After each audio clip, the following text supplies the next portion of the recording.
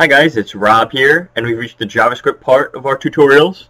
So JavaScript is one of the three languages that all web developers must learn. So HTML is used to define the content of web pages. CSS is used to specify the layout of web pages. And JavaScript is used to program the behavior of web pages. JavaScript is a programming language, and JavaScript statements are separated by semicolons. Here's a list of keywords and descriptions of what they do in JavaScript. Now, we're not going to go through each one in this specific video. I just wanted to point out that these are here on the review sheet. Now, document.getElementById, and then the ID of the element in quotation marks .internal HTML equals hello Dolly. Well, this statement tells the browser to write hello Dolly inside an HTML element with the ID demo. Right, so what I want to point out here is a few things. The getElementById function that takes as an argument the ID, and also using .inner HTML to actually write something inside of an HTML element.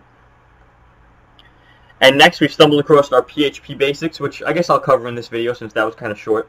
So meandeviation.com has a great PHP syntax check, which you could upload a file to. It would look through the PHP file and tell you if there's any syntax errors in your code. Now, it's not always spot on as to the line it points out. Sometimes the error is in one line above it or one line below it. But it is a very good resource, and it helps a lot, especially when you're programming for a while. You get tired. It's harder to spot the little errors. Well, this is great for those catching those syntax errors.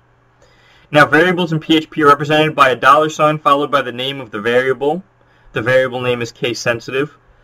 So, for example, if we had $ and then this, that's a special variable that can't be, well, actually not even for example, this is actually a special variable that can't be assigned. So, $ this can't be assigned. But if you had something $ something else, that would be an example of a variable. And PHP is an acronym for PHP Hypertext Preprocessor. Alright guys, and we've reached the end of our IT 202 tutorial videos. I know this one was a little bit short. It was just trying to introduce you guys to the basics. There may be more coming in the future. Please don't forget to like and subscribe, guys, and I'll see you in the next tutorial.